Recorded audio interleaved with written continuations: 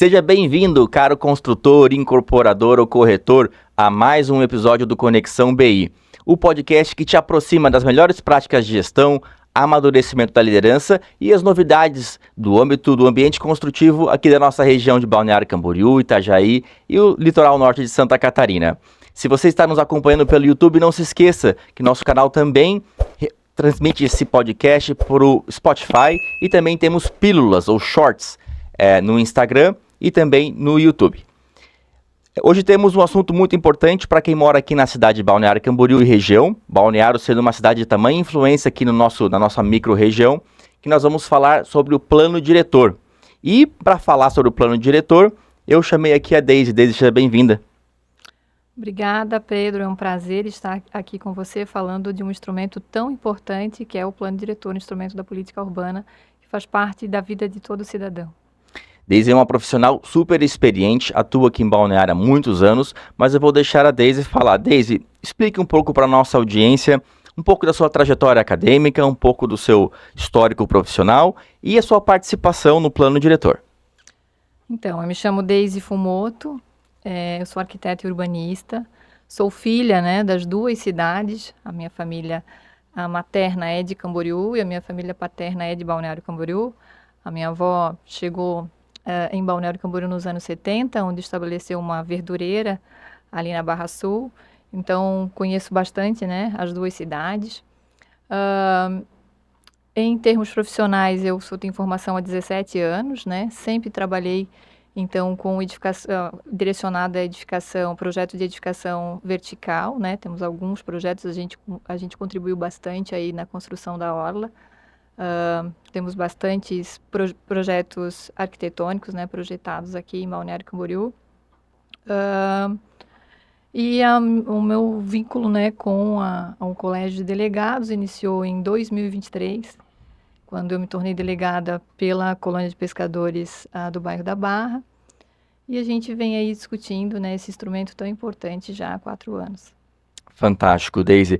Deise, rapidamente, explica para a nossa audiência o que é um plano diretor, o que é um delegado, como é que funciona esse processo, por que o plano diretor é importante?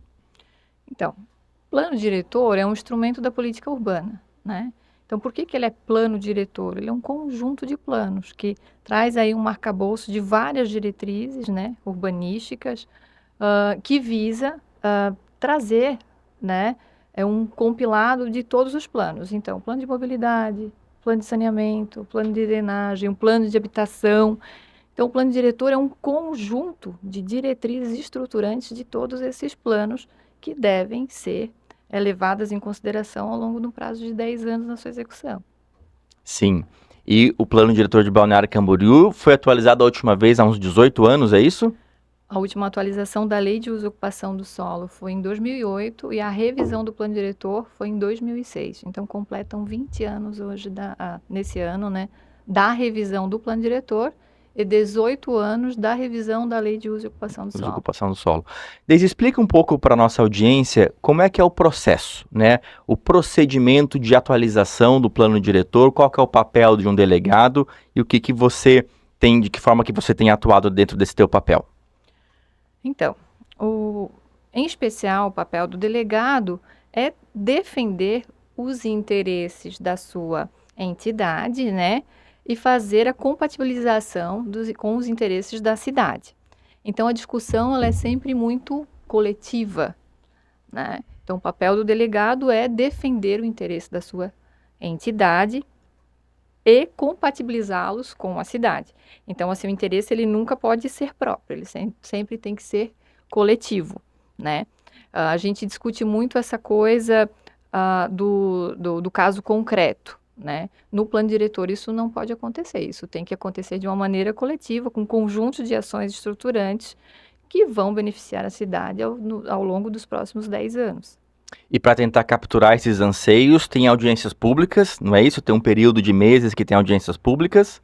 Então, são as conferências, Então, nas conferências municipais, então, só para fazer uma cronologia desse processo, foi realizado o diagnóstico socioambiental e urbanístico, que trouxe aí todas as potencialidades e deficiências da cidade. Ele foi feito mesmo? Ou ele... Foi feito pela FEPESE.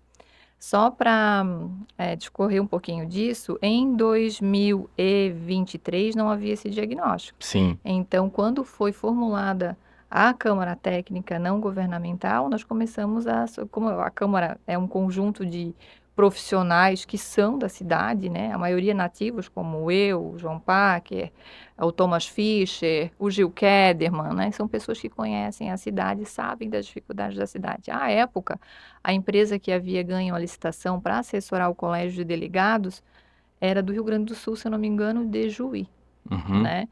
E nas proposituras, assim, a gente não via uma compatibilização com a leitura da realidade local. Então, nós começamos a questionar a falta do diagnóstico, ainda que fosse uma revisão. Então, a resposta sempre era, mas é uma revisão do plano diretor. Ora, se fazem 18 anos que estamos sem revisão, logo temos que ter um diagnóstico, né? Uhum. Então, depois de muita conversa, entendeu-se a necessidade de contratar esse diagnóstico socioambiental. Foi contratada a FEPESE, que é uma empresa vinculada à UFSC, né? E eles fizeram, então, todo o levantamento geográfico, levantaram todos os, digamos assim, fizeram uma leitura, né, da Uhum. realidade local, né, compilado de dados, todos os dados ambientais, e aí trouxeram, então, para a discussão o diagnóstico, né? Vou te dar um exemplo. Qual a deficiência, uma das deficiências encontradas nesse diagnóstico? Ainda há uma perda de água tratada Sim. considerável na cidade, né? Sim. Entre outros exemplos, aí a questão Coleta de da- esgoto. da coleta de esgoto, né? O que mais me chamou a atenção foi a perda de água bruta, né? De água tratada, Sim. né? Então, tubulação muito antiga, enfim, né? É um dado super importante. Entre outros dados populacionais, crescimento, né? Mobilidade urbana. Mobilidade urbana, né? Que necessita de uma transformação urgente, Sim. né? E aí, depois as câmaras discutiram aí o prognóstico disso, né? E aí começaram-se novamente as discussões sobre essas propostas estruturantes e urbanísticas, né? Então, hoje a gente tem uma certa densidade, assim, construída, né? Não é uma densidade populacional, mas é uma densidade construída muito considerável no centro. Então, ninguém queria mais aquele mesmo modelo, né? Que eu sempre digo que é a zona paliteiro, né? Então, tem prédio para tudo que é lado. A gente precisa organizar isso, né? Então, começou-se a discutir os corredores de desenvolvimento, Uhum. né? Então, corredor 1, corredor 2, sempre o que é um corredor de desenvolvimento? É a porção do território organizado de forma linear, sempre em benefício do sistema viário, do transporte público, da mobilidade, né? Que é a capacidade de deslocamento que vem se perdendo. Sim. Então, talvez em resumo, né? Os prédios que já existem não tem muito o que fazer com relação a eles, né? Mas os próximos empreendimentos, as próximas edificações é o que está sendo proposto dentro desses corredores de desenvolvimento, é isso? Isso. Na principal zona, que é a zona de ambiente construído 1, né? Que faz parte ali da Avenida Atlântica, Avenida Brasil, até a Terceira Avenida, Uhum. que é uma zona bastante consolidada, uma microzona bastante consolidada. Não há como, né? Hoje ela já está muito consolidada, muitos projetos aprovados. Mas o que se tem em mente? Não dá para repetir esse mesmo modelo nos bairros, né?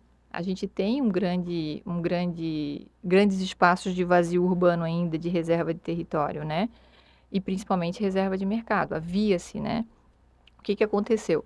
Foi protocolada uma emenda, né, do governo, tratando daí, possibilitando o zoneamento excepcional.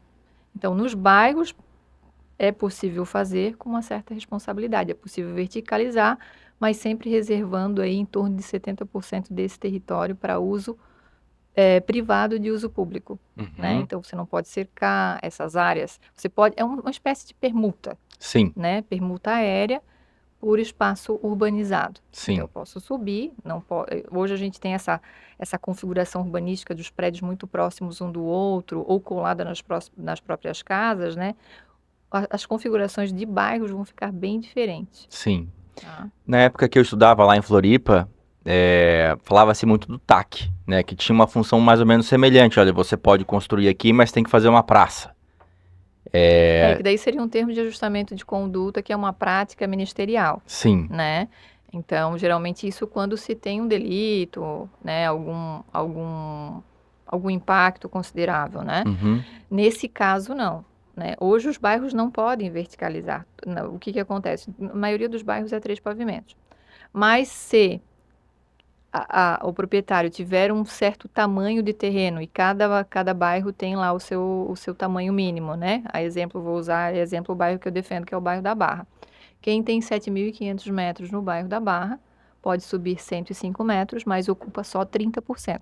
Sim. Né? Ou seja, 70% daquele território é de uso público. Né? Uhum. Ele continua sendo privado, Uhum. né? Ele continua sendo mantido pelo condomínio, Uhum. mas ele não pode ser cercado. Então, Sim. as pessoas podem ter acesso, né? Logicamente que esses espaços vão ser espaços de convívio de pessoas, de convívio urbano. Sim, sim. Bom, dentro do aspecto de mobilidade urbana, pelo que eu entendi do plano diretor, se tem a intenção de uso misto das edificações. Uso residencial, comercial, e talvez isso reduza a quantidade de necessidade de movimentação de pessoas indo até o trabalho. Isso foi uma das coisas consideradas? O que você entende dessa necessidade tanto do uso misto e da mobilidade urbana? Então, na verdade, essa foi uma condição norteadora, Uhum. né? Nós não temos hoje, eu acho que na região do centro, nós temos, nos últimos 18 anos, 3 prédios comerciais construídos, né? É consideravelmente um número muito baixo. Então, qual foi a ideia? Construir, né, esses corredores de desenvolvimento, sempre, que são essas porções de território organizados de forma linear.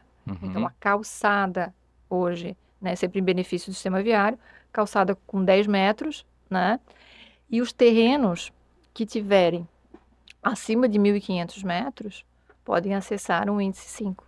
Os terrenos que têm 3.000 metros nesses corredores podem acessar o índice 7,5. Ou seja, 7,5 sempre vocacionado ao uso misto, ao não residencial, na verdade, né? Que é o comercial, a hotelaria, né? É a mistura, o mix desses usos, né? Sim. Então, tanto o corredor 1, que é a Avenida do Estado, e a Terceira Avenida, que compõe esse grande corredor, que na verdade eu digo que é praticamente a veia cava da cidade, compõe uma artéria, né? Sim. Martin Luther e Quarta Avenida, segunda artéria, então a gente pode chamar ela a nossa horta da cidade, né? Ela tem essa função, né, da mobilidade, então eu adenso esses corredores, Sim. né? Tem o uso misto, as pessoas independem da necessidade do carro, né? Uhum. Eu sempre fui muito contra essa coisa de ter carros virados para o mar, né? A gente não tem fachada ativa, por exemplo, na Vila Atlântica, a gente tem 6 pavimentos de 6 pavimentos de garagem e os garagem. habitantes dos primeiros 6 é os carros. Os carros, exatamente, né? Então a gente tentou evitar isso também nos corredores, né? Então no embasamento hoje vai ser permitido fazer fachada ativa, então eu posso ter mini malls até ao até 19 metros, né? Ou 20,30 metros no caso se estiver subsolo, posso ter fachada ativa. Sim. E você comentou, né, desses últimos anos, 3 edifícios comerciais foram edificados, ou seja, muito pouco quando comparado com os residenciais. Por que as forças mercadológicas não dão conta, talvez, de equilibrar isso aí? Porque não há liquidez, né? O preço do terreno, ele é muito caro para você fazer sala comercial, compensa muito mais fazer apartamentos, Uhum. né? Por isso a ideia do índice vocacionado. Então, para se ter 2,5 a mais, você não pode fazer residencial. Esses 2,5 estão vocacionados para o não residencial. Sim. Então, é o comercial, o corporativo, hotelaria ou outro uso vinculado, né? Que não seja apartamentos, que não seja residencial. Residencial. Com certeza, a nossa cidade tem um potencial, assim, de valorização imobiliária, principalmente no residencial, que às vezes sobrepõe ou até mascara a necessidade de outros usos, né? A hotelaria também, que você mencionou brevemente agora, também é um setor que eu tenho visto muito poucos hotéis sendo ou reformados ou edificados nos últimos anos. Então, isso se dá pelo preço do solo urbano, Uhum. né? Ninguém vai pegar um terreno que custa 300 milhões para construir um hotel, ele nunca recupera esse investimento, né? Aí é que vem, de novo, a ideia do vocacionado. Então, ele pode construir um residencial, mas ele tem um índice de aproveitamento vocacionado para fazer um hotel, desde que os acessos sejam separados, né? Sim. Então, isso valoriza o terreno, mas também valoriza a vitalidade urbana, né? Sim, sim. Deise, vamos agora a um tópico que eu tenho certeza que é de interesse de muitas pessoas. Com vista nos moradores dos bairros, o que eles podem fazer no seu terreno? Talvez de maneira mais resumida, assim, e mais leiga para aquela pessoa que talvez não é do setor imobiliário, mas tem vontade de usar o próprio terreno. O que o morador pode fazer, por exemplo, no terreno no centro? Então, o bairro centro não houve grandes modificações, porque o bairro centro já detém uma parametrização urbanística muito alta. Então, hoje, eu gostaria de falar mais em gabaritos. O que pode fazer no centro, né? Então, a pessoa hoje pode fazer, quem mora no centro, tem gabarito livre da Terceira Avenida até a Avenida Atlântica. Toda essa porção da parte central, né, que compõe o bairro centro, pode fazer gabarito livre. Da Terceira Avenida, considerando o eixo de 40 metros, né, para trás, então, permanece ali alguns eixos com 9 pavimentos ou 11 pavimentos, que é a rua Alvin Bauer, a 916, a 2000, né? Então, permanece quem tem acima de 500 metros pode fazer 9 pavimentos. Quem conseguir juntar 1.000 metros pode fazer 12 pavimentos nesses eixos. As demais áreas, então, ficaram aí com 3 pavimentos, que é toda aquela região de moradores, né, da Quarta Avenida. E, logicamente, essa porção entre Quarta e Terceira Avenida, que é uma região de bastante casas, fora dos corredores, permanecem, então, 3 pavimentos no bairro centro. Tá, legal. E o pessoal do Ariribá, qual que é o gabarito lá, o que eles podem fazer lá? Então, o bairro Ariribá tem uma taxa de ocupação hoje de 40%, pode fazer 3 pavimentos, mas quem alcançar o lote mínimo do zoneamento excepcional vai poder construir 105 metros. Ou seja, quem conseguir juntar nesses vazios que ainda há no Ariribá, né, 7.500 metros, pode fazer 105 metros, ocupando 30% do solo, né, e aí mantendo aqueles 70% de uso público, mas sendo privado. Legal. E no bairro dos Estados?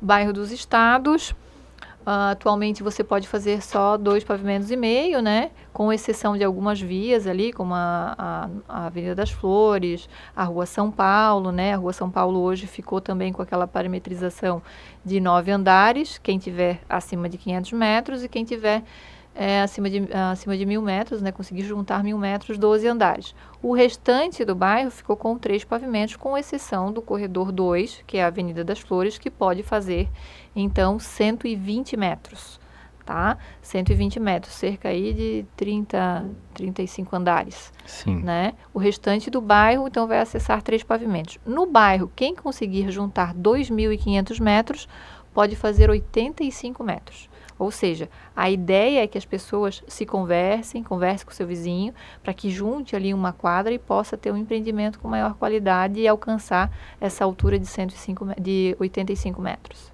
Tá. Nações? Nações ficou com 9 pavimentos quem tem até 500 metros, quem tem 1.000 metros pode fazer 12 pavimentos, com exceção do corredor que passa na Martin Luther, né, que pode fazer, que é o corredor 2, que pode fazer 120 metros, e o corredor 1, que está à frente ali do início do bairro das Nações, que pode fazer 150 metros de altura, tá? Então, a face entre o corredor 1 e o corredor 2, que está entre a Martin Luther e a Avenida do Estado, pode fazer 9 andares, ou 12 pavimentos, quem tiver 1.000 metros quadrados. Ou seja, a ideia é sempre juntar mais lotes para alcançar uma maior altura. Quem está entre a Martin Luther e a Avenida do Estado, que quiser transferir o seu potencial para os corredores, pode também. Ou seja, posso transferir o meu potencial e morar nos corredores. Fecha a quadra inteira, né? Transfere para as extremidades e mora aí no empreendimento com um porte um pouco maior. Na Palestina também, aí faz parte do corredor 4, então são 60 metros, consegue acessar 60 metros na Avenida Palestina. E depois da Avenida Palestina, nessa parte mais próxima à Morraria, então 3 pavimentos. Então o bairro das Nações aí tem o corredor 1, tem a porção que pode acessar de 9 a 12 andares, depois tem o corredor 2, que pode acessar 120 metros, depois da mesma forma 9 andares ou 12 pavimentos, e a Palestina com 60 metros, é que o bairro das Nações é bastante grande, né? E depois 3 pavimentos, quem está mais próximo à Morraria. Tá. Bairro dos Municípios? Bairro dos Municípios, 3 pavimentos. Perdão, bairro dos Municípios, ele houve uma transformação bastante grande, né? Anteriormente nós discutimos só a Rua Biguaçu e a Rua Araranguá, se não me engano, com o desenvolvimento de uma centralidade. O bairro dos Municípios foi todo contemplado com 12 pavimentos para quem tiver 1.000 metros, tá? E 9 pavimentos quem tiver acima de 500 metros. Também pode fazer 3 pavimentos quem está no bairro dos Municípios, mas a novidade posso fazer 9 andares, né? Mas se tiver 1.000 metros, posso fazer 12 andares. Isso também vale para o bairro Vila Real, que é muito similar ao bairro das Nações. Então, Municípios e bairro das Nações e Vila Real ficou praticamente na mesma parametrização.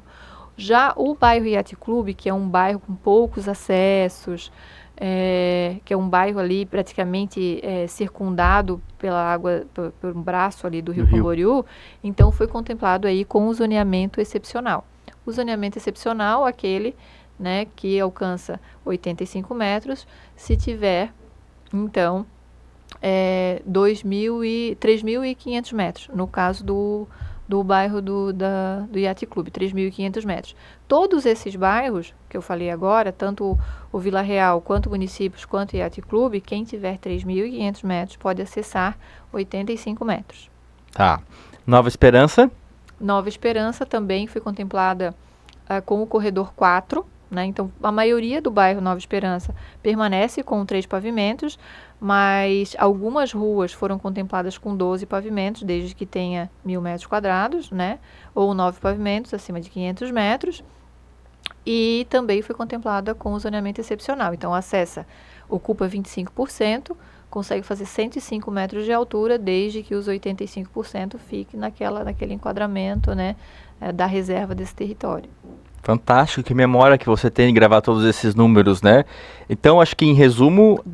Faltou a Barra. Isso, a Barra. E daí a Barra também, então a Barra ganhou praticamente o São Judas, né? Tem o São Judas e a Barra. O São Judas entrou no corredor 4, com 60 metros de altura, que é aquele mesmo corredor do Nova Esperança e da Palestina, da Avenida Palestina, né? Pode fazer 60 metros de altura.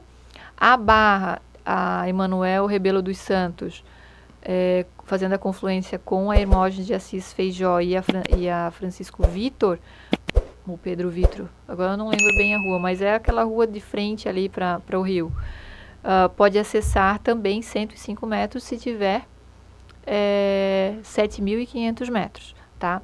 Os corredores podem acessar também 105 metros. Então, Emanuel Rebelo dos Santos, a Francisco Vitor e uma parte da Hermógenes, pode-se fazer 105 metros, ou quem tiver áreas na Barra acima de 7.500 metros pode acessar também os 105 metros, desde que cumprida aquela obrigação da reserva de 70% do território. O São Judas, a maioria do bairro ficou com 3 pavimentos, mas foi contemplado ali na Hermógenes, né, com 60 metros de altura.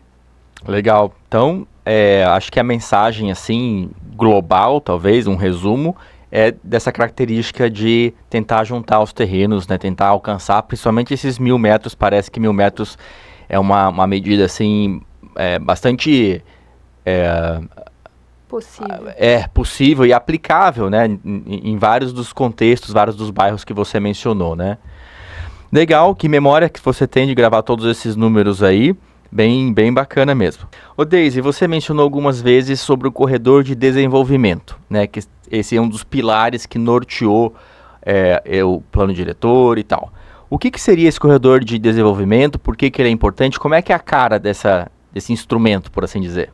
Então, a nossa Câmara até fez alguns desenhos urbanos no início da discussão, né? O que nós imaginávamos? Essas vias, essas artérias que tem caixa já preparada para receber um outro tipo de infraestrutura, o próprio sistema tronco alimentador de transporte público, né, com via, com calha exclusiva, os terminais, um novo projeto de infraestrutura, especialmente a infraestrutura elétrica, né, um novo tipo de posteamento, iluminação, um novo projeto de arborização. Então, a discussão ela sempre começou de baixo para cima, né? Então, como nós imaginávamos essas vias no futuro, essas artérias no futuro, organizadas de forma linear, né?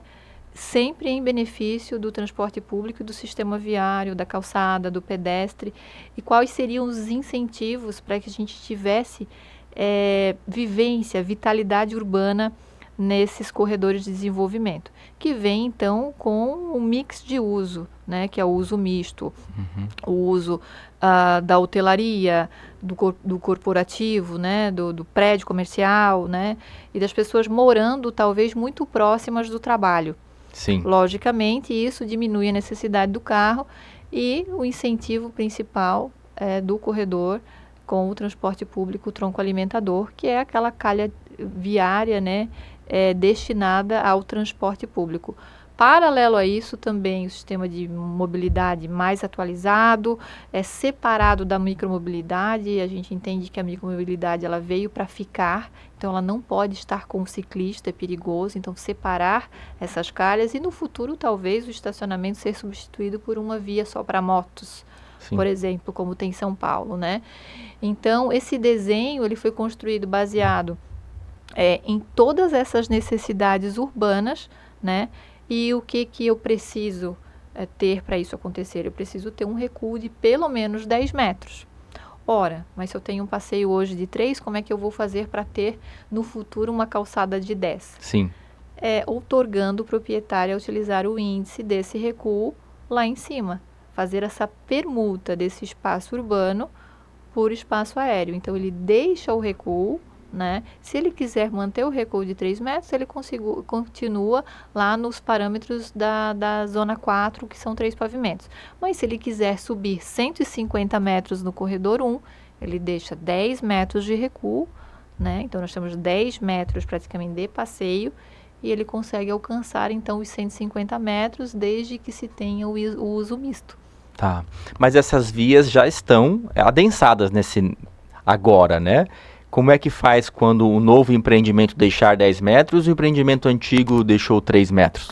Então, eu discordo que elas estão adensadas. Nós estamos falando, então, da Terceira Avenida, da Avenida do Estado, que daí é um pouco mais consolidada. A Martin Luther não está consolidada. Sim. A Quarta Avenida não está consolidada. A Hermógenes de Assis Feijó não está consolidada. A Quinta Avenida não está consolidada do ponto de vista da construção de edifícios altos. Sim. Né? Então, assim, se você tem 3 pavimentos, é perfeitamente possível demolir 3 pavimentos para construir 120 metros. A gente já viu demolições bem maiores do que isso na cidade, né? Exatamente. Aí você começa a construir um novo cenário urbanístico, né? Sempre em benefício da coletividade para quem está no chão. Então, eu sempre digo, nós não temos problema com altura, nós temos problema com taxa de ocupação, né? A taxa de ocupação é extremamente alta. Então, a ideia é abrir essas avenidas, né? A gente precisa ter um pouco mais de conforto urbano, mais sombra, né? Mais árvores, mais mobiliário urbano. Se você está caminhando na Terceira Avenida, você procura um banco, não tem, né? Um ponto de ônibus ou um terminal decente. Então, a gente vem discutindo isso do ponto de vista urbanístico com os incentivos, para que a gente consiga fazer o alargamento dessas avenidas e estruturá-las para receber todo esse investimento urbanístico necessário, inclusive, para essa nova população. Sim. E essa ideia ou essa filosofia dos corredores de desenvolvimento, teve alguma inspiração? Por exemplo, você mencionou anteriormente, né, a questão de Curitiba como uma referência. Quais cidades ou quais contextos que isso foi aplicado e qual que foi o resultado, por assim dizer? Então, o repertório veio da cidade de Curitiba. Eu, particularmente, sou fã do Jaime Lerner, né, de todo o trabalho que ele fez em Curitiba. E lembrando, assim, que a gente não precisa nem citar mais repertórios, exemplo de Barcelona, por exemplo, Aham. porque o repertório, o projeto de Curitiba, ele foi praticamente utilizado em mais de 275 cidades no mundo, né? Então, acho que é importante valorizar o nosso arquiteto brasileiro aí, que trouxe uma proposta fenomenal, Sim. né? Que são esses corredores, calhas exclusivas de ônibus, o espaço pro pedestre e principalmente o incentivo do mix de uso, a mistura de usos, né? No zoneamento excepcional, nós ouvimos que isso poderia ser, por exemplo, um modernismo tardio, né? Então, o modernismo ele foi muito ruim para o Brasil, mas se você estivesse na academia nos anos 90 e você criticasse o modernismo, você era praticamente expulso da academia de arquitetura, né? E hoje o pessoal consegue enxergar a importância do mix de uso, né? Visita Brasília e vê que não deu certo, que por mais que tem espaços urbanos, que tem parques, né? Aquilo foi projetado exclusivamente para o carro. E nós não, nós estamos pensando num urbanismo direcionado à coletividade, que é através do transporte público coletivo tronco alimentador, das ciclovias, da ciclomobilidade, de um passeio maior e do conforto do pedestre, né? Haja vista que a gente tem uma cidade que é plana. Sim. Fala um pouco sobre o modernismo. Eu não estou muito familiarizado com esse termo. Então, o modernismo ele veio para romper com o pós-guerra, né? Então, tanto Mies van der Rohe, Le Corbusier, o próprio criador da Bauhaus, né, veio para romper com o período pós-guerra, né, da Segunda Guerra. Então, tudo que nós tínhamos de detalhamento na arquitetura se perdeu através daquelas linhas limpas, a funcionalidade, a forma, mas começou-se a se segregar a humanidade. Então, houve o advento, o incentivo então, do carro, juntamente com o período da Revolução Industrial, né? E isso se perdeu na construção de cidades mais humanizadas, né? E se perdeu, inclusive, a beleza na arquitetura, né? Então, começou a se fazer aquelas caixas brancas, linhas retas, né? E há quem goste muito disso, mas não entende o que o movimento do modernismo trouxe, né? Especialmente para a perda da vitalidade urbana, né? Afastar as pessoas, colocar dentro de um automóvel, a própria questão dos eletrodomésticos nas casas, né? É um processo de industrialização, não só de industrialização do ponto de vista da fábrica, do chão da fábrica, mas a industrialização do ser humano, da cidade, né? Isso, o modernismo não funcionou. Hoje os arquitetos têm mais consciência de que, de fato, o modernismo não é bom para a cidade. Aquele sistema segregador que o modernismo traz. Entendi. Então, o modernismo não é para contrapor essa industrialização. Ele favorece a industrialização, é isso? Ele favoreceu o modelo. Entendi, o modelo. Né? O modelo. E tanto é que quando o Lúcio projetou Brasília, ele tem a setorização. Né? Aqui é só comércio. Aqui é só residência. Aqui é só os políticos. Poxa, então toda aquela região projetada para o comércio à noite não tem ninguém lá, né? Só tem alguém só de dia. E o pessoal que mora de dia trabalha, então fica tudo vazio. Então, o quanto é importante a mistura de usos. Entendi. É muito bacana. E isso dá para ver no uso misto das edificações que você também mencionou, né? Exatamente. O incentivo de uso misto através, inclusive, de um índice de aproveitamento vocacionado para que os empreendedores tenham incentivo em construir hotéis, em fazer um mix do residencial com o corporativo. Então, a pessoa trabalha, mas também mora. Isso diminui consideravelmente o uso do carro. Então, você começa a criar ecossistemas. E são ecossistemas urbanos. Né? Com certeza. Muito legal esse contexto, né? Não conhecia o modernismo. Obrigado por apresentar. Vou me manter no tópico ainda de mobilidade urbana, porque eu sinto que é um dos principais entraves para quem mora aqui, né? Nós temos uma conurbação urbana com Itajaí, Camboriú, Itapema, pessoas, dezenas, centenas, milhares que vão e voltam todos os dias. BR virou uma rua, né? A BR-101 virou um acesso que as pessoas pegam para ir na padaria, né? E isso tem gerado muitos engarrafamentos, né? Muita restrição, muito tempo longo até a pessoa chegar ao trabalho, até a pessoa chegar no shopping, até a pessoa chegar na sua casa. Então, o que você talvez lembra de constar no plano diretor, ou esse conjunto de diretrizes, né, que a gente comentou que o plano diretor junta, dentro desse contexto de mobilidade urbana? Então, mobilidade, o significado da palavra mobilidade é capacidade. Então, é capacidade. A acessibilidade é facilidade. São dois conceitos distintos, né?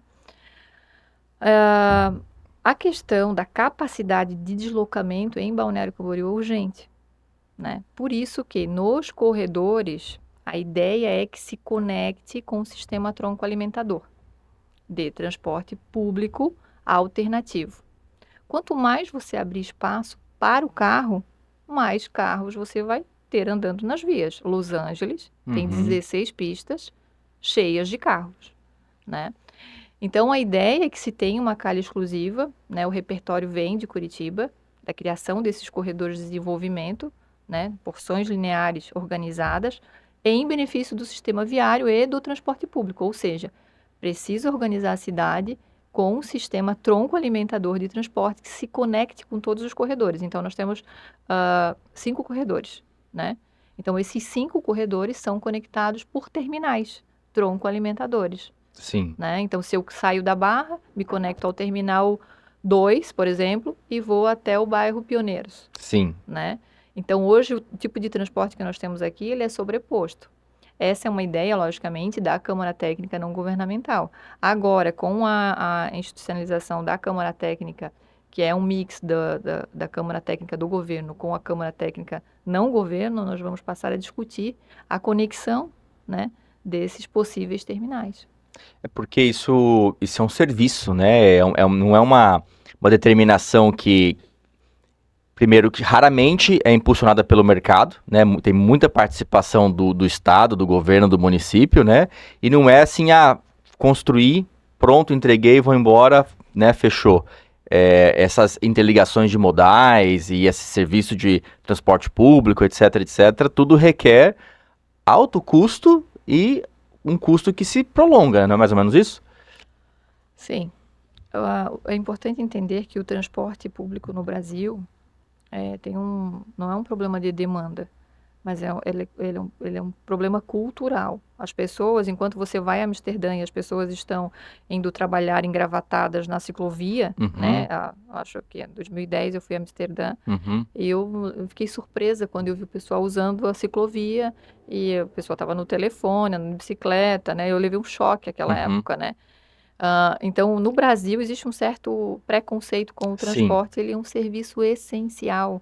A gente precisa mudar essa cultura, só que isso só se muda quando você prioriza o transporte. Então, assim, eu tenho 5 vias, 5 pistas, uma tem que ser do transporte, não importa se o ônibus passa ali. Pode até ser uma pista reversível. Sim. Né? Então, em horários de pico, só passa o ônibus, né? Mas as pessoas precisam entender que elas não precisam ficar na fila. Porque quando isso ficar insustentável, tem uma segunda alternativa. Sim. O transporte público no Brasil sempre foi subsidiado, né? Por exemplo, para a Copa, o VLT Rio foi feito um investimento de 1,58 bilhões para 28 quilômetros de VLT, né? Então, olha o tamanho do investimento, né? Então, e ainda o brasileiro é apaixonado por carro. Então, enquanto o brasileiro tiver a cultura de ficar na fila, ele vai ter essa cultura do sofrimento, né? Enquanto ele não entender o quanto é importante o transporte público na vida de todo cidadão. Sim, e eu vejo também por parte das incorporadoras, né, de certa forma atendendo uma necessidade da demanda, mas trazer a vida empreendimentos com 4, 5 vagas de garagem, que de certa forma também estimula, ao passo que você tem uma rua com 4, 5 faixas lá em Los Angeles, 16 faixas de rolamento todas cheias, esses carros estão todos em alguma garagem, né, que enfim, nós da incorporação geralmente tentamos trazer quanto mais garagem, melhor, né? E, de novo, acho que isso contribui com a filosofia de que a única forma de chegar daqui até lá é com o carro, né? E a gente esquece muitas vezes da bicicleta, a gente esquece muitas vezes de ir a pé. Balneário é uma cidade minúscula, né? Agora com esses veículos elétricos ali, né? Aquele patinete, aquele negócio todo daquelas motinha elétrica. Enfim, ou até mesmo a necessidade, ou reduzir a necessidade de você ter que se deslocar. Então, por exemplo, quando eu morava lá na Inglaterra, eu via que os mercados eram todos mercados pequenos, como se fosse a nossa mercearia aqui, e muito próxima das pessoas. Então você não precisava pegar o carro, se deslocar até, enfim, até o atacadão, lotar de coisa dentro do carro, né? Porque se você não tem o carro fica difícil, você lotar, sair com 500 mil sacolas na mão. Então, enfim, você trouxe Amsterdã, né? E eu lembro lá na Inglaterra também tinha essa questão do mercado ser uma coisa que a pessoa faz 2, 3 vezes por semana. Vai um pouquinho, leva na sacola, chega em casa, guarda. Então, a, a pandemia também, né, acelerou um monte essa questão do home office. Quando teve a lockdown lá em Londres, todo mundo em casa, grande parte trabalhando, uma outra parte, enfim, estava na dependência lá dos auxílios governamentais, né? Mas com certeza não se precisava de todo mundo nos escritórios. E daí isso diminuía a necessidade da pessoa de sair de carro, sair de metrô, sair de ônibus e assim por diante. Então, em São Paulo também, aquela nuvem de fumaça disse que desapareceu momentaneamente por causa da redução, né, das emissões do carro, dos ônibus, etc. Então, mobilidade urbana, com certeza, é um dos tópicos que eu acho que Urgente. mais afeta o nosso transporte, né, nossa cadeia logística, afeta as pessoas que vão e voltam no dia a dia, então, com certeza, é um tema muito urgente. Sim, se nós estamos projetando esses corredores, né, com alto índice de aproveitamento, com uma altura considerável, com uso misto, é lógico que se precisa organizar esse espaço para receber uma via específica, alternativa para o transporte tronco alimentador. E ele precisa ser integrado, né, especialmente com Camboriú.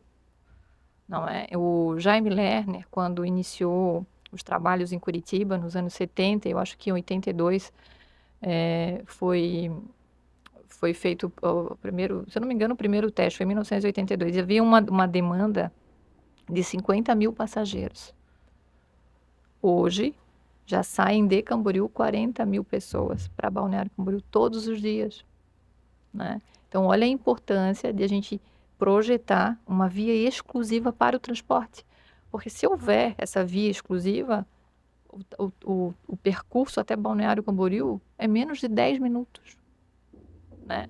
E hoje a gente tem uma história que o pessoal fica 1 hora na fila, 40 minutos na fila, né? Para se deslocar 5, 6 quilômetros. Sim, isso impacta na disponibilidade de mão de obra, né? Porque Balneário muitas vezes tem que importar mão de obra das cidades vizinhas e essas pessoas ficam cada vez mais tempo presas no trânsito, vindo de cada vez mais longe, né? Então isso dificulta às vezes para a gente ter nossos serviços bem atendidos aqui na cidade, né? Então, mobilidade urbana com certeza é um dos tópicos quentes aí.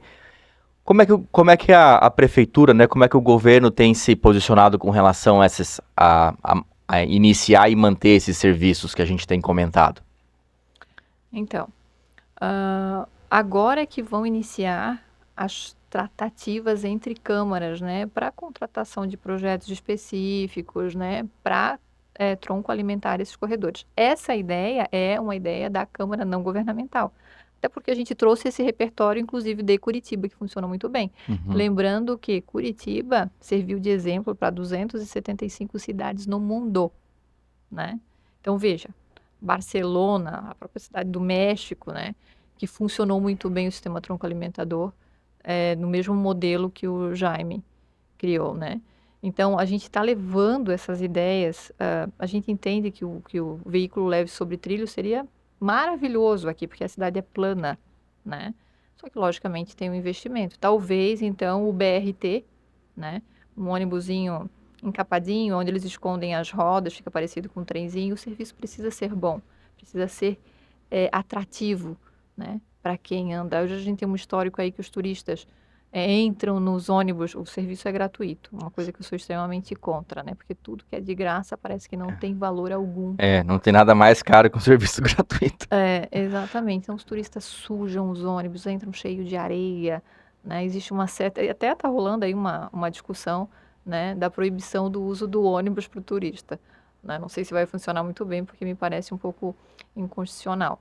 Mas precisa se ter um cuidado, as pessoas precisam entender que aquilo é patrimônio público e que serve. Veja bem, em Londres, quanto os ônibus, né, aqueles vermelhinhos, são cuidados, né? Então, precisa ter essa cultura de que o transporte público alternativo é bom, né? Uhum. Que eu vou atravessar do final da Terceira Avenida até a confrontação com o município de Itajaí em 4 minutos, Sim, né? Ao invés de demorar meia hora para sim, chegar, né? Então, eu acho que precisa se trabalhar essa cultura, inclusive com o governo. sim. Lá em Londres, o ônibus tinha ar quente, ar frio, câmera para todo lado, que ajuda a incentivar e a manter a segurança, né? Suspensão hidráulica para o cadeirante, para o idoso que precisava, enfim, um degrau menor para ele adentrar no veículo. Cadeira estofada e tal, então realmente era um equipamento assim de bastante qualidade. Não era muito barato, eu lembro lá que proporcionalmente assim com os salários era menos caro do que proporção aqui, né, no Brasil, mas ainda assim a mobilidade urbana lá comia um pedacinho do salário do pessoal. Eu trouxe agora há pouco nessa questão do trabalhador, né, da pessoa que trabalha em Balneário, mora em Camboriú, mora em Itajaí, tem que fazer esse deslocamento. O que o plano diretor tem feito ou tem direcionado no sentido de habitação de interesse social? Tem alguma coisa nesse sentido? Onde que estão concentrados esses bolsões? Então, para se entender um pouco de habitação social, é preciso ter um plano de habitação social estruturado. Foi protocolada uma emenda de alguns locais, né, que não foi publicado o mapa, tá? De alguns locais que serão específicos para atender a habitação social no município, né? Mas a gente sabe que Balneário Camboriú é muito escassa de território e os territórios, os vazios que se tem, já estão na mão de famílias que inclusive são de Balneário Camboriú, né? E há muitos espaços ainda com muitas restrições ambientais, Sim, né? Então a gente sabe que o atendimento em alta escala não vai acontecer em Balneário Camboriú, né? O que vai acontecer? Balneário Camboriú hoje tem uma lei de uso e ocupação do solo extremamente elitista, certo? Por quê? Porque tem um QMA muito alto no centro. Então, só se permite praticamente fazer habitação com altura vinculadas a um QMA de no mínimo 150, ou seja, é a área do terreno multiplicado pelo índice de aproveitamento dividido por 150. Isso resulta em 3 ou 4 suítes, né? Então a gente só tem esse produto praticamente. No bairro das Nações, quando eu tenho um prédio, um caixotinho, né, baixinho, então o QMA cai, certo? Só que esse é um mercado que me parece que não se pagou, né? Então, pelo contrário, foi um desperdício desse território, né? sim, Poderia-se ter trabalhado uma taxa de ocupação menor com uma altura mais interessante, né? Ao invés, então isso não atendeu, e tanto é que a gente tem uma demanda reprimida por habitação menor, até sim. por conta da mudança, né? Então hoje o idoso, você acha que o idoso vai comprar um apartamento de 4 suítes? Para ficar limpando sozinho. O jovem, o estudante vai comprar um apartamento com 4 suítes? Não vai. Então, isso atende um determinado público que comprou aqui, que é o investidor, né, mas que não mora aqui, certo? Em compensação, existe uma demanda de trabalhadores, de profissionais liberais, né, que tem uma renda média aí entre 20 e 30 mil reais, que não tem o produto para ele comprar aqui, Sim, né? Que é o casal jovem, o próprio financiamento do pai para o filho comprar um apartamento, né? Então, isso não se tem aqui. Essa eu considero que é a bola da vez agora, né? Então, quem não se tem mais a perspectiva de se construir nesses corredores apartamentos com quarto suíte, né? Sim. Talvez alguma coisa, mas a maioria vai ser habitação compacta. Eu acho que do ponto de vista do incorporador, ele claro, né, com a quantidade de unidades travadas, ele não vai conseguir puxar o mesmo preço em uma kitnet do que ele puxaria em 3 ou 4 suítes, né? Então, para ele a conta bem simples, é bem racional. Existe uma conta da liquidez. Eu não acredito que a gente vá ter kitnets em Balneário Camboriú, tá? Não acredito, porque o terreno, ele é muito caro, Uhum. tá? Então, o que a gente vai ter é um apartamento compacto, talvez se venda mobiliado, inclusive, Sim. né? Mas ao invés, e aí é que tem essa conta, né? O investidor que iria comprar num apartamento de 150 metros vai comprar 2 de 75, né? A Sim. liquidez é maior, não é? E atende a um público de toda essa demanda reprimida que tem na cidade. Sim, sim. Então, Itapema cresceu, Porto Belo cresceu de maneira totalmente insustentável, né? Balneário não. Balneário só adensou corredores e ainda com um mecanismo que, para você conseguir o índice total, você precisa da operação urbana consorciada. E a operação urbana consorciada, ela é totalmente controlável, né? Se o município parar de vender, não há tanta liquidez naquele terreno para fazer o empreendimento. Então, o município acaba controlando o adensamento. E já se pensou em mudar o índice? Você ter um índice para as 4 suítes? Então você faz 30 unidades, 4 suítes, e você faz 60 unidades de 2 quartos? Já pensou já foi debatido mudar esse índice dependendo da função social, talvez, da edificação, da habitação? Então, o fatiamento do índice, ele pode acontecer independente da vocação. Se você quiser pegar o índice e dividir pelo teu QMA e fazer tudo 4 suítes, você pode, só que você não vai chegar àquele número de habitação. Sim. Né? Você vai ter um decréscimo dessas unidades, porque você vai acabar utilizando toda a sua área computável nos apartamentos de 4 suítes. Uhum. Eu não consigo enxergar isso em corredores, sabe? Em corredores de desenvolvimento, que eu consigo enxergar um outro perfil morando nos corredores de desenvolvimento, que é aquele indivíduo que mantém a cidade. Não é aquele indivíduo que mora fora da cidade, que a cidade fica uma cidade fantasma em determinado período do ano e no final do ano não tem infraestrutura para a cidade. Então a gente precisa construir uma cidade de vida cotidiana real. Sim. Né? Então, se você caminhar pela Avenida Atlântica, no dia 1º de julho, às 8 da noite, você vai ver a Avenida Atlântica toda apagada. Sim. Né? Agora, se você caminhar no 1º de janeiro, você vai ter uma outra realidade. Isso foi bom por um tempo, só que agora não mantém mais quem quer morar aqui. Sim. Os filhos dos nossos filhos. Sim. Né? Então, a gente precisa construir uma cidade real, para que a gente também consiga comprar aqui. Tá? Eu sempre digo... Eu chamo de oligopólio, né? Que me parece que tem um oligopólio que segurou a revisão desse plano diretor por 18 anos, né? Não era interessante a revisão para esse grupo, não é? E era interessante ter reservas de mercados. Sim. Olha só a Barra. A Barra ela é tão valiosa quanto a Barra Sul, né? Geograficamente, ela é tão valiosa quanto. E a Barra sempre pleiteando algumas melhorias na revisão, e a Barra nunca conseguiu, não é? Então, parte desses investimentos também não iam para a Barra. Né? A partir do momento em que a outorga onerosa fica no bairro, então, mensurando aí, né, em 400, 500 milhões, olha a diferença que isso faria no bairro da Barra em investimentos, né? Então, é difícil dizer para o morador, olha, você vai acordar hoje, você vai sentar, vai vestir essa camisa branca e vai comer esse omelete, né? Difícil. Não, eu não quero que a Barra desenvolva porque lá é todo o centro histórico. Preserva o centro histórico, mas a Barra não é só o centro histórico. A Barra tem 2 vias ali importantes que pode desenvolver bastante o bairro. Sim. A Barra, comenta um pouco sobre a associação, né? Essa entidade que você representa. Como é que funciona a organização de vocês lá? Então, eu represento a colônia, né?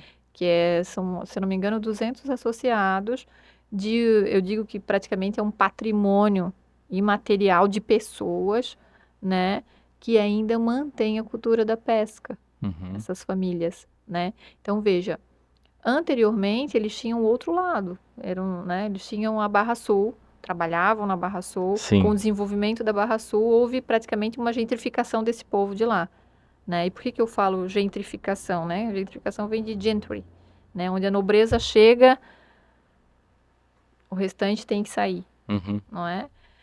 E Balneário, no contexto geral, gentrificou bastante, inclusive nativos, Sim. tá? Então, assim, a Barra, ela é o último remanescente, né? E eu sempre digo que a Barra é praticamente podia ser o Principado, né? Dava para pegar a Barra, cercar de um muro, porque tudo é diferente, o povo é diferente, a cultura é diferente, né? Principalmente por essa cultura da pesca, Sim. né? Então, hoje já, de novo, do outro lado está havendo uma privatização do rio, que é muito ruim. Então, eu defendi bastante isso ali na escadaria, para que a colônia, então, requeresse a lâmina d'água e pudesse manter aquele espaço para o pescador. Senão, daqui a pouco, alguém vai requerer e a gente vai estar com lanchas lá e o pescador fica onde? Da mesma forma, onde eles arrumam os barcos, que é na carreira, quase que me passa um zoneamento dizendo que aquilo lá não podia ser ocupado. Eles estão com a carreira lá para arrumar os barcos, eles não têm outro lugar para arrumar. Então, gente, aqui precisa ter uma ocupação de pelo menos 10%, porque a carreira já está lá. Se vocês inutilizarem esse espaço, eles vão ficar já de forma irregular, Uhum. não é? Então, eu sou alérgica a sulfito, né? Então, para mim comer camarão, eu dependo praticamente do pessoal que traz fresco para mim, Sim. né? Então, eu tenho um carinho muito grande por toda aquela comunidade. E defendo eles com afinco mesmo. No plano diretor, eu entrei com essa função. Sim. Conhecia bastante o Levi, que era presidente à época, né? Uhum. Conversávamos bastante. E eu acho super importante manter, né, a história, a configuração. A Barra é o coração de Balneário, né? Onde a cidade nasceu, Sim. não é? Então, a importância de se manter, de respeitar aquele território, escutar aquele povo também. Sim, sim. Com certeza. Acho que conforme a gente vai adensando e elevando o preço dos imóveis na região da Barra Sul, do centro, vai meio que expurgando quem estava aqui antes, né? As economias locais que existiam antes do boom imobiliário vão sendo esmagados e, de certa forma, empurrados para fora, para as margens e tal, né? Meio ambiente. Você estava comentando, acho que foi antes da gente iniciar aqui o episódio, sobre uso da água, né? E como é que essa água chega nas nossas casas, desperdício. Eu lembro de ter visto já anos atrás que todos os municípios têm problema com perda de água na tubulação. E não é pouco não é 5%, era bem mais, eu lembro assim. Eu não sei como é que é essa rúbrica aqui em Balneário. Aliás, Balneário tem uma fama de poluir o rio Camboriú, mas até onde eu sei, as métricas de tratamento de esgoto em Balneário são uma das melhores do Brasil, talvez comparáveis com países europeus, assim, países desenvolvidos. Enfim, como é que você vê isso? Como é que o plano diretor trata essas questões? Qual que é a sua agenda dentro dessa disciplina também? Então, eu não sou uma expert em saneamento, né? Uhum. Mas um dado importante que a FEPESE trouxe foi a perda de 50%. Uhum. Então, eu achei um número muito alto, né? Então, qual é o prognóstico, né? Qual é o remédio para isso? Logicamente, é fazer talvez um georradar, ver onde são os principais pontos de perda e a renovação dessa rede. Quanto à rede de esgoto, a gente sabe que é uma rede bastante antiga, é a rede da Casan, né? Uhum. Logicamente que no governo Periquito houve ali algumas trocas, né, com outro tipo de material que é mais flexível, mas essas manilhas ainda existem no município, né? E é urgente, como Curitiba faz com georradar e está renovando a sua rede, é, não cotidianamente, né, mas vem renovando todo o sistema. Balneário também deveria, num plano de saneamento, começar a renovar essas redes, né, de esgoto. Não tem como a gente ter empreendimentos extremamente altos, com fundações extremamente profundas, e você, engenheiro, né, pode contribuir um pouco com isso também. Se eu tenho uma fundação muito profunda, um cone de rebaixamento, eu tenho uma influência desse cone. Logicamente, vai haver um impacto na rede de esgoto, especialmente se ela for de concreto ainda, se ela for de manilha, Sim, não é? pouco flexível, né? É, pouco flexível, exatamente. E logicamente que todo esse histórico, né, de crime ambiental contra o Rio Camboriú, por conta da incapacidade da estação de tratamento, o governo vem tentando resolver. Logicamente isso melhorou muito nesse último ano, não é? Mas a gente sabe que o sistema ele deveria ser descentralizado. Então, cada bairro ou cada porção do território pode ter a sua microestação. Isso seria mais sustentável do que levar todo o esgoto lá do bairro da Praia dos Amores até a Nova Esperança. Eu fico meio incrédula se isso chega, porque a gente estuda um pouquinho de física, né? E não consigo enxergar que chegue. E se a gente perde 50% da água potável ao longo do caminho, será que a gente não perde também um tanto do esgoto, né? Imagina, levatória, isso funciona por densidade, né? Então, tu tem que ter... São Paulo acabou trabalhando com as estações de tratamento, né, nos edifícios. Eu acho que a gente precisaria, né, discutir um pouco mais sobre isso, agora nesses empreendimentos grandes. Acho que dentro da evolução das cidades, sempre se primou pelo movimento contrário, pela centralização, como você está mencionando, né? Em municípios talvez menos urbanizados, é que você tem cada edifício ou cada loteamento com a sua pequena ET, né, estação de tratamento de esgoto. E isso também tem impacto ambiental, né? Tem impacto no lençol freático e tal, porque esse esgoto ele é tratado dentro do imóvel, dentro do terreno, mas não é o mesmo tratamento, né? Não é o mesmo manutenção que teria uma centralidade, né? Uma estação de tratamento da Casan, por exemplo. Então, nossos colegas aqui vizinhos, Bombinhas, Porto Belo e tal, muitas vezes não fazem essa centralização e solicitam, exigem que cada empreendedor, cada condomínio trate dentro do seu próprio terreno. Mas eu imagino que seria mais sustentável você descentralizar, né? No caso de Balneário Camboriú. Então, toda a porção sul poderia ter a sua estação, Sim, sim. né? Bairro dos Municípios, Yacht Clube e Vila Real, uma outra estação. Sim. Centro, talvez integrada com um desses bairros, uma outra estação. Essa porção norte, outra estação, né? Que é Ariribá e toda essa região do Pioneiros e Praia dos Amores. Tem espaço ainda, né? Para fazer. Ainda tem. Na região da Várzea do Ranchinho também. Né? Então, descentralizar isso talvez em quatro setores, né, do esgoto. Eu acho que isso seria mais sustentável. Sim. Né? Até para troca de rede mesmo, né? Criar esses setores sanitários. Novamente, eu não sou uma expert nisso, mas a gente conheceu, né, algumas cidades, né, que trabalham descentralizadas. São Paulo, por exemplo, grandes edifícios, tem que ter a sua estação de tratamento. Vai jogar na rede de drenagem? Não, vai jogar na própria rede de esgoto. Sim. Né? Mas se tem uma densidade considerável naquele edifício, é um espaço grande, são 3.000 metros de área, né? Área mínima para alcançar o índice básico máximo, o índice máximo. Por que não, né? Ter uma estação nesses empreendimentos maiores? Sim. Né? Isso ajuda a praia. Com certeza. Com certeza. Ajuda a praia, ajuda o solo, ajuda o lençol freático, né? Queria também conversar contigo sobre turismo. Como é que tá os teus conhecimentos dentro desse que talvez foi uma economia local aqui por alguns anos, né? Talvez antes do boom da construção civil. A gente tateou brevemente a questão da rede hoteleira, né? Falamos um pouco do turista usando o nosso equipamento de mobilidade urbana, o ônibus, né? Como é que tem sido essa questão dentro do plano diretor? O que o plano diretor tem tratado com relação a essa economia do turismo?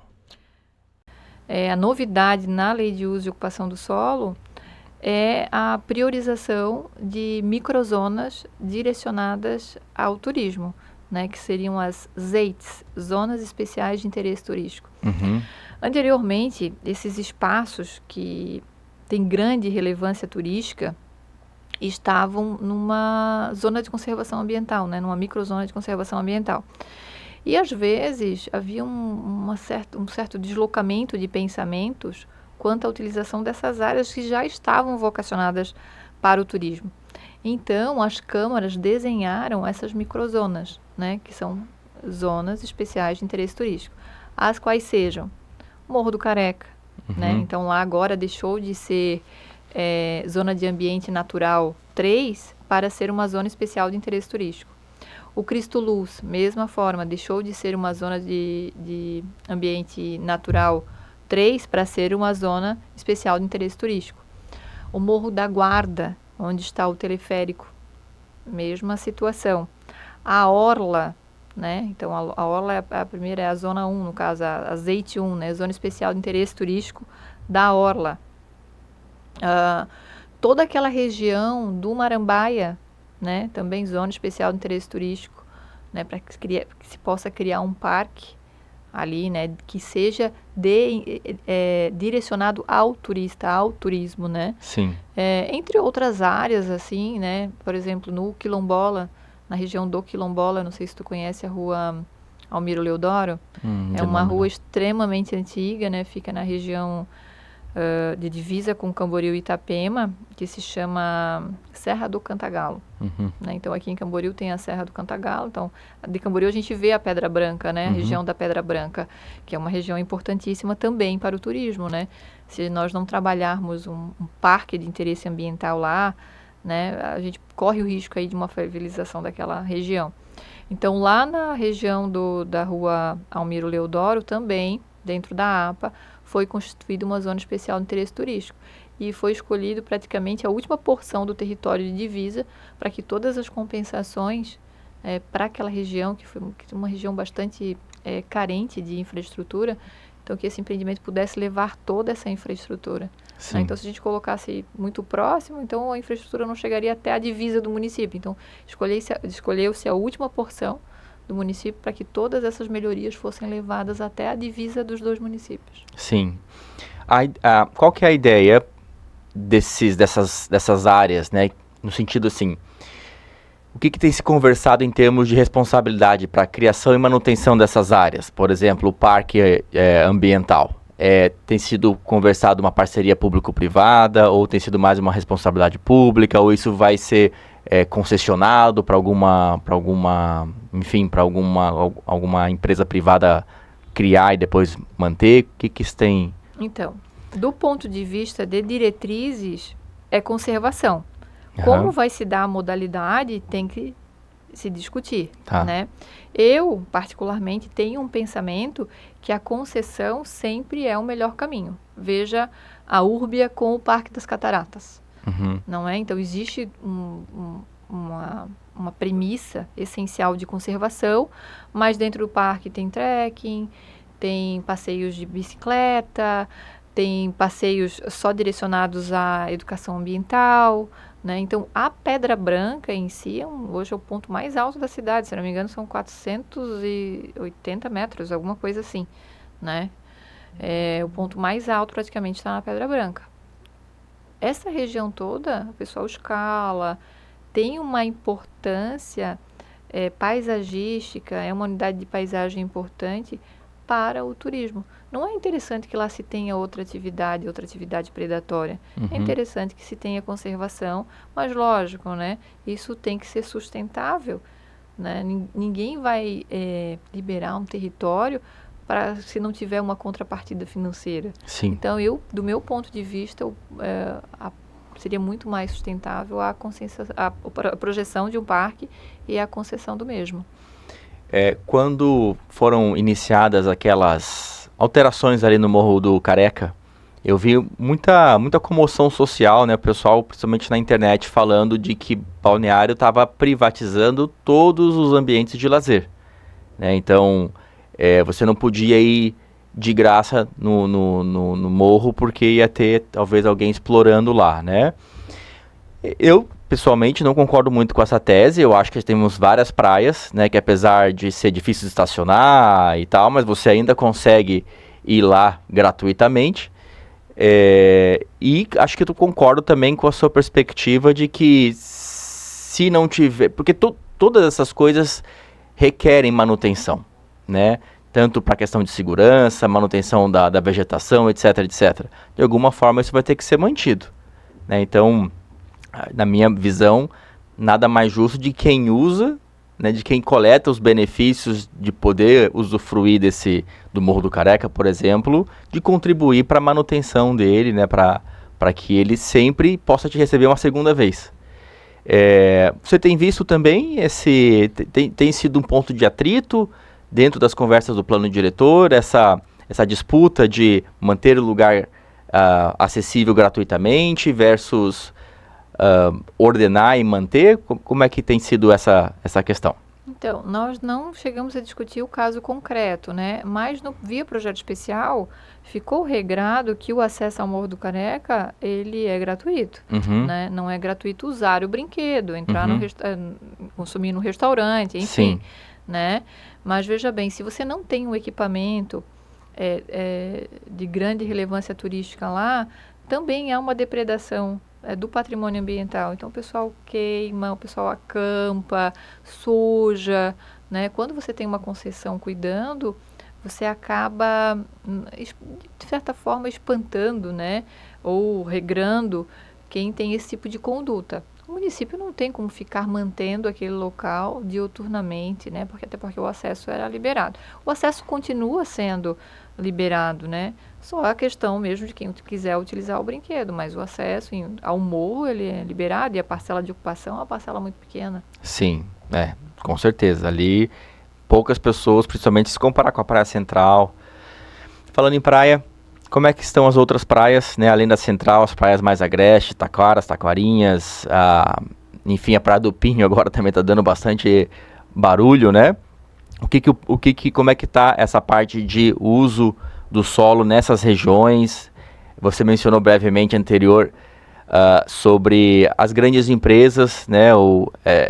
Essa aristocracia defender interesses de forma muito, muito eficaz, né? E eu acho que a valorização imobiliária também visa essas praias agrestes, né? E tem sentido atrito também entre moradores, empreendedores, incorporadores. Como é que está essa questão no plano diretor? Então, a lei de uso e ocupação do solo, ela não adentra no plano de manejo, né?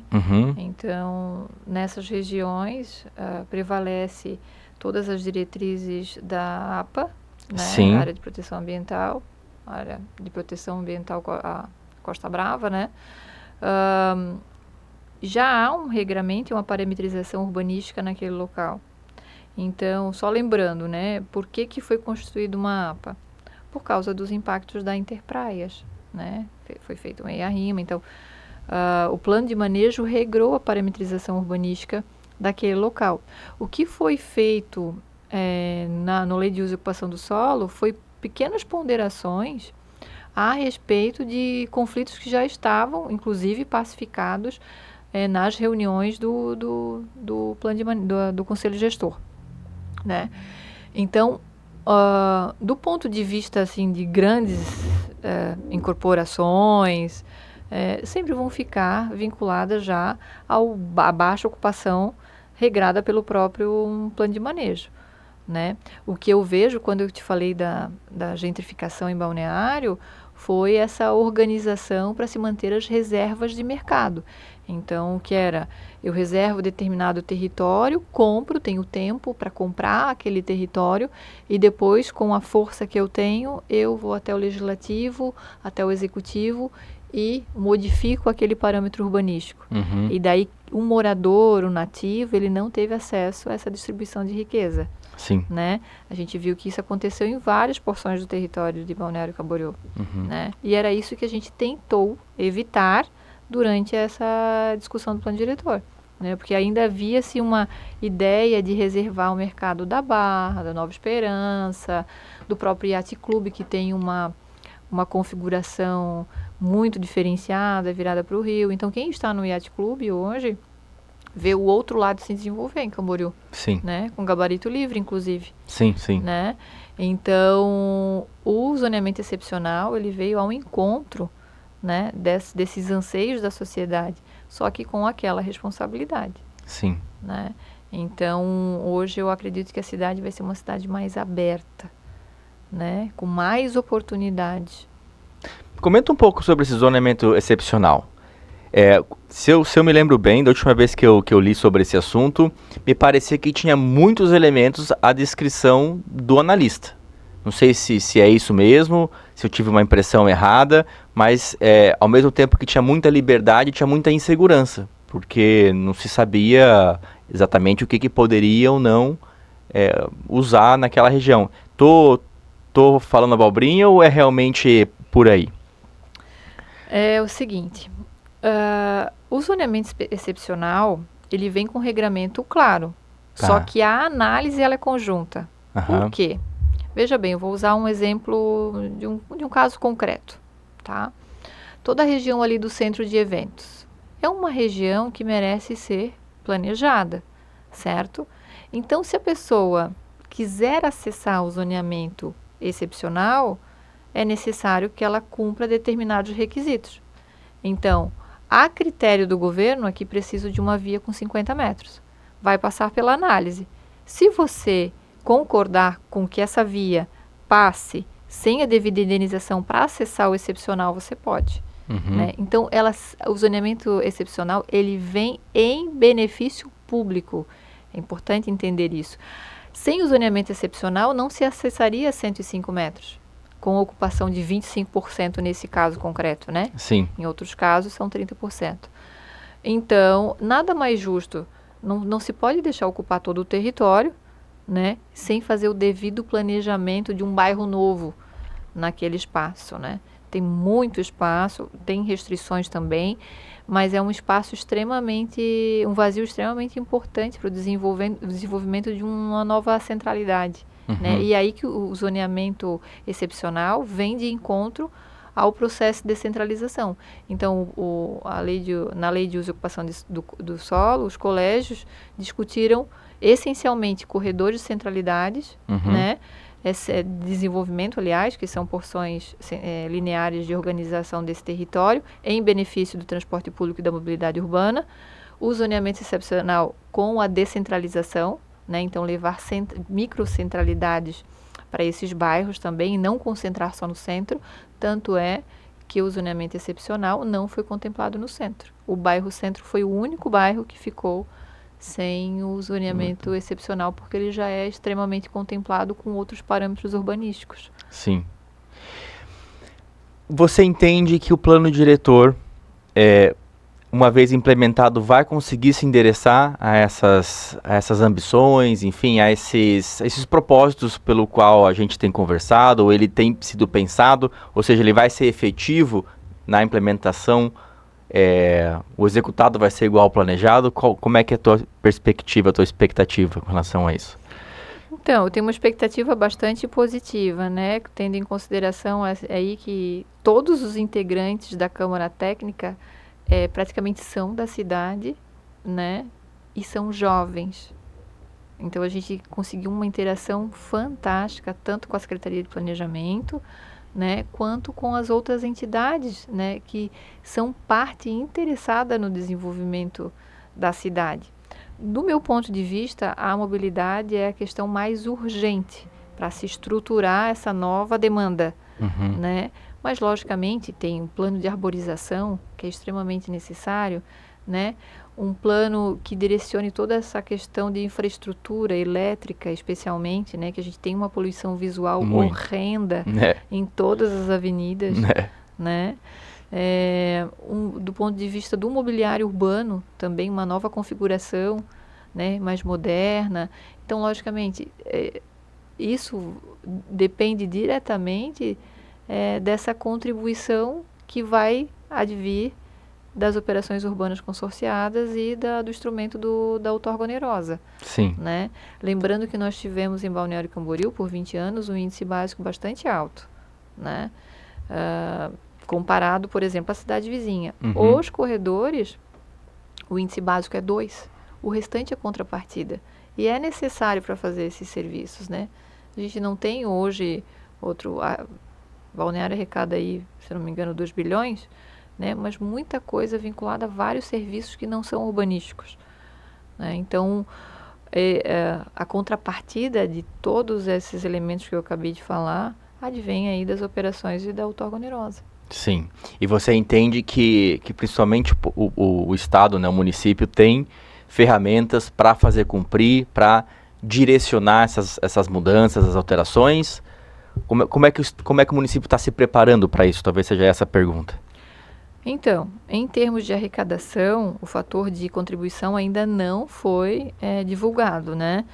Mas eu acredito muito, considerando o que foi feito com a última arrecadação do plano diretor anterior, que foram todas essas avenidas, todas essas melhorias, né? Eu acho que nós passamos agora a segunda fase. Sim. Né? Especialmente porque agora as vias estão preparadas para receber, né?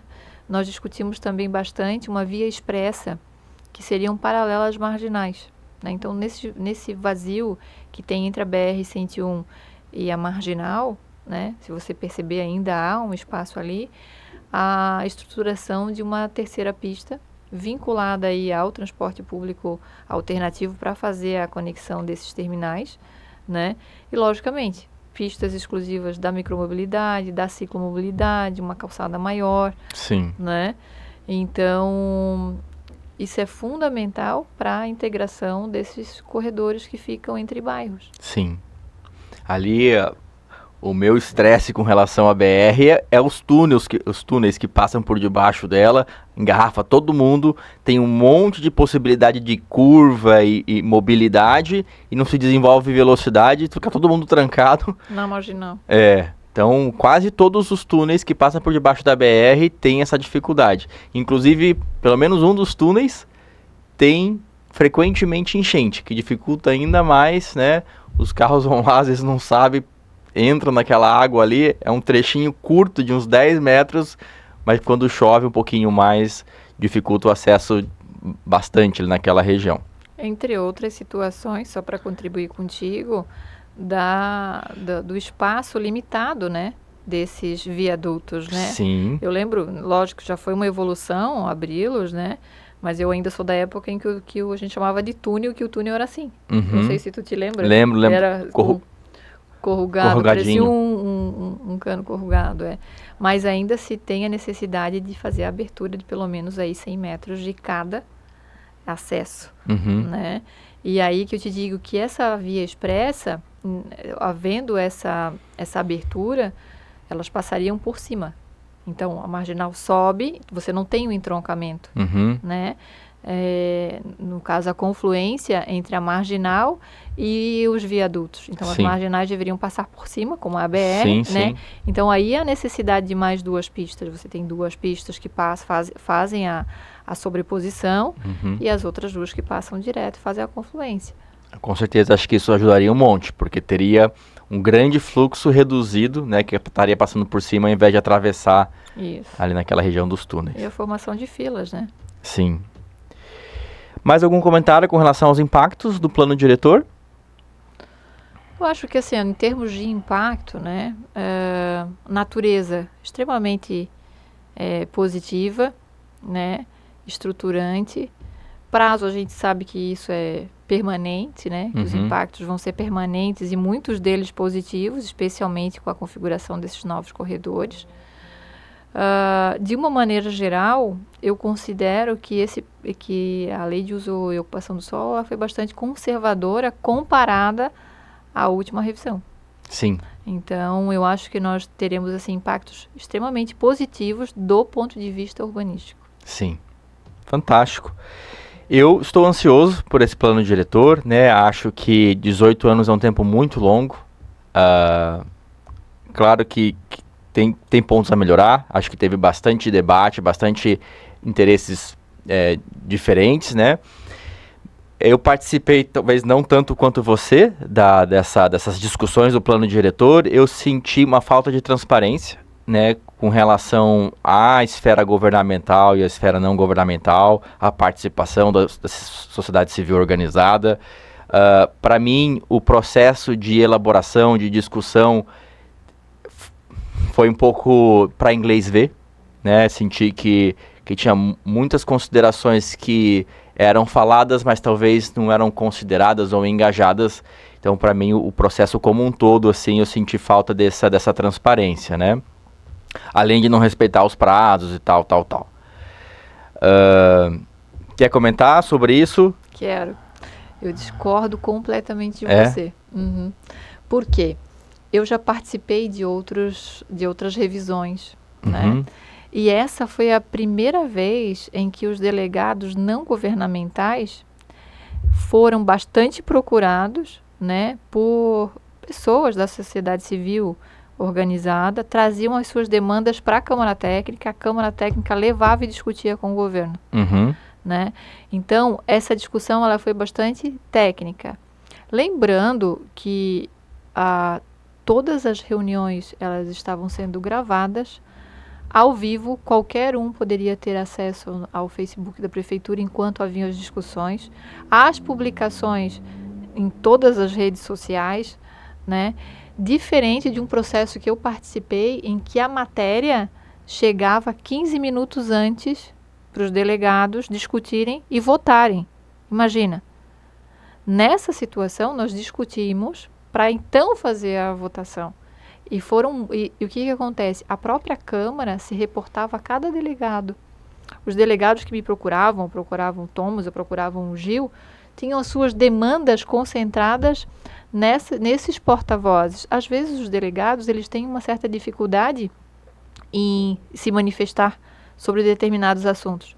Quando o assunto era de cunho extremamente, de um caso concreto, específico, é difícil levar, porque a gente leva propostas coletivas, né? Propostas estruturantes, propostas de nível macro, né? Às vezes é difícil, ninguém vai levar uma emenda de um terreno, isso é muito difícil, né? Então a gente sempre teve a diretriz de discutir corredores e descentralização, foram os dois pontos mais discutidos. Sim. Né? Então, do ponto de vista da transparência, se você considerar que os parâmetros eles foram bastante baixos, né, do índice básico especialmente, olha só, qual é o preço da transparência quando eu tenho um índice básico muito alto? Às vezes as pessoas não conseguem fazer essa comparação, não é? Então, existem determinados atores que trabalham em função dessas melhorias, né, que às vezes são prejudiciais à cidade. Eu sei que é difícil de entender, mas para quem está dentro do contexto geral, isso é muito claro, né? Então, considerando essa situação das divulgações, da discussão, muito anterior à votação, né? Então, todo o material ele foi publicado antes, foi dado publicidade para as pessoas fazerem, inclusive, as suas emendas, não é? Então, em 2023, eu mesmo presenciei situações que a gente recebeu a matéria naquele dia e teria que fazer a votação naquele dia, aí que a gente se insurgia. Mas por quê? Por que temos que votar uma coisa que chegou hoje, né? Isso não é muito... Então, o que a nossa Câmara fazia? Utilizava o espaço disponibilizado pela Ordem dos Advogados do Brasil, reunia todo o colégio e apresentava a nossa proposta, recolhia demandas, então essas reuniões eram do colégio não governamental e aí levávamos à Câmara governamental. Sim. E essas reuniões, só na OAB, eu vou te dizer assim, que a gente fez mais de 10 reuniões. Ok, mas o que acontecia com essas demandas uma vez que chegava na governamental? Então, aí ia para discussão, né? Nem tudo o governo vai... Porque eles têm... Não é nós contra eles, existe uma proposta única. E às vezes discutir o nosso ponto de vista, às vezes não era o ponto de vista do técnico, porque ele estava defendendo o governo. E é legítimo. Sim. Veja bem, a defesa de interesses nesse processo, ela é legítima. Sim, sim. Desde que seja da entidade, que seja do ponto de vista coletivo, né? Ela é extremamente legítima, não é? Então... Muitas vezes, assim, chegava na base governamental e não atendia, por exemplo, porque eles queriam passar uma rua em determinado local. E ok, né? O interesse público, ele sempre precede o interesse privado. Sim. Né? E, logicamente, que nós, então, fazíamos a composição. Sim. Então, essa é a primeira vez que eu participo. Eu já acompanhei o plano diretor de Itajaí, de Itapema, de Porto Belo. Acompanhei o de Balneário Camboriú em 2008, né? E eu posso te dizer que houve muita participação popular. Legal. Para quem quer saber mais, né, sobre essas reuniões gravadas, sobre essas atas de reunião, enfim, sobre esses pleitos, né, que se foi encaminhado para o poder público, sobre a situação atual, né, da lei de ocupação do solo, até mesmo do plano diretor como um todo, onde que essas pessoas podem procurar? Tem algum portal, tem algum site? Tem. O contribuinte pode acessar o site da prefeitura. Na aba lateral direita tem vários quadrantes e está lá bem grande, plano diretor. Acessa esse ícone e vai ter todas as publicações do microzoneamento, do diagnóstico, de todas as discussões, as emendas, os mapas, por ordem de data, estão nesse portal. É muito fácil acessar, inclusive. Fantástico. Então, você que se interessa, você que mora aqui, eventualmente talvez não tenha participado tão engajadamente nesse plano diretor, mas vale a pena entender o que está sendo decidido, o que foi discutido, quem sabe você faz sua voz mais ativa num próximo plano diretor.